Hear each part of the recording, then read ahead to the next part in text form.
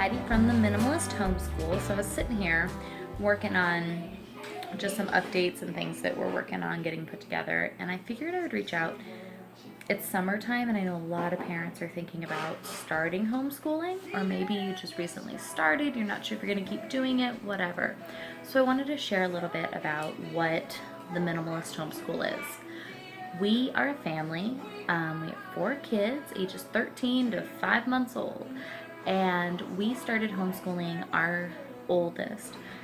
He went to public school for kindergarten and half of first grade, and then we pulled him out and started homeschooling.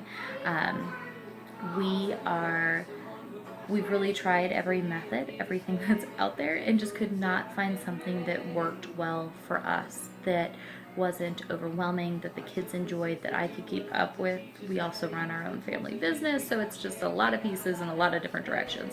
And so I finally was working on putting together our stuff. We really take a minimalist approach to really every aspect in our lives, but school specifically. And so I started putting what we're doing, just posting it publicly online. So if you go to minimalisthomeschool.com, you'll see everything that we're doing on there, from our little kids all the way up to the teens. And my focus is really on what our kids need to know, making sure we cover the basics, that they have a good understanding, a good foundation in reading and writing and math, and then letting them kind of build off of that where they want to. You know what I mean? So much that we were taught in school, how much do you really use on a daily basis? So kind of keeping that in mind with some of the stuff. They have a good core. It's the stuff that they're going to need for the real world, for life. I want my kids to know how to, keep their personal finances and file taxes, things like that we just aren't normally taught in school. So a lot of real life application, but with electives added in, so we have time to, kind of explore history, have fun baking together and doing different stuff, but not so much piled onto the curriculum that I am just drowning trying to keep up with all of it. We also keep everything very focused, that we can do most of it all together as a family. So I'm not having to do one thing for this kid and one thing for that kid and something totally different for that kid. We like to learn together and do stuff together. And above it all, everything is biblically centered. If our children do not have a strong spiritual foundation, then what's the point of anything in their lives? They could be the smartest kids and the best mathematicians, but if your soul is not right with God, then what does it matter? This life here is just but a wisp of time. Our eternal future is what is important. So I want to make sure that that is the main focus in everything. My kids know that the only required item that must be done every single day is our time together in Scripture. And if there's other stuff we can't get to, no worries, that's okay, we'll get to it. Because at the end of the day, their salvation is the only important matter. Just like my salvation and your salvation, everybody else's. That's the only thing that really, really matters in this life. So we keep that focus in it as well. So we don't push school on the kids when they're really little.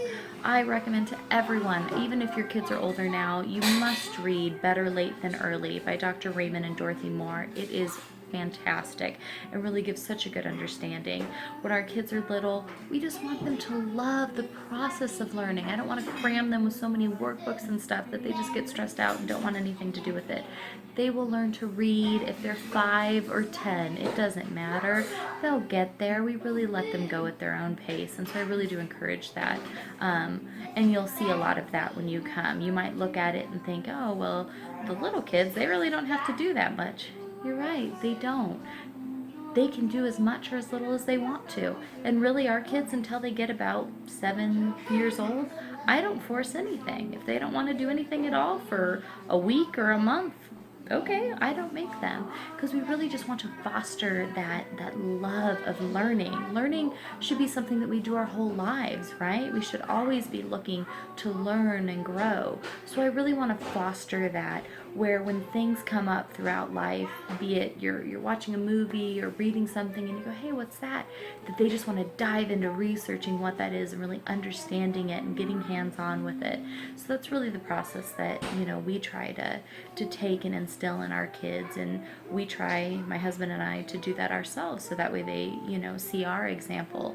Whenever we run across something that maybe we don't know much about, we're excited and eager to go, you know, look into it and learn more and, you know, see what we can find. So I guess that's a rambling kind of runabout of what you'll find there.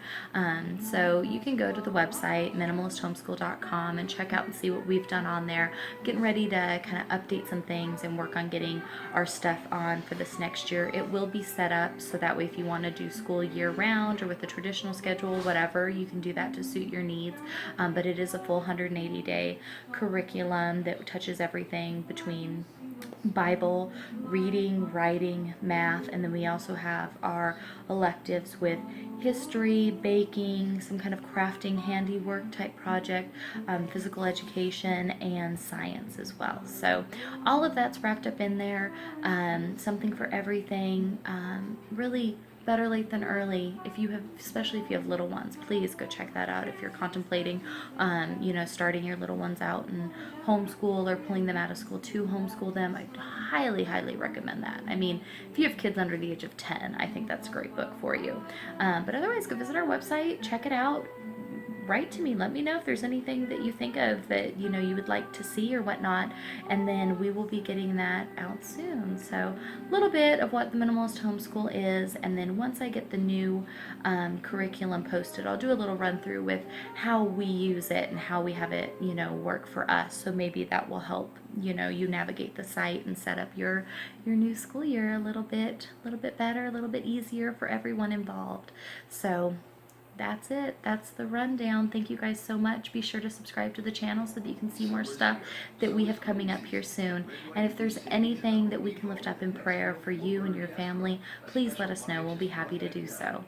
Thanks for hanging out with us. We'll see you next time.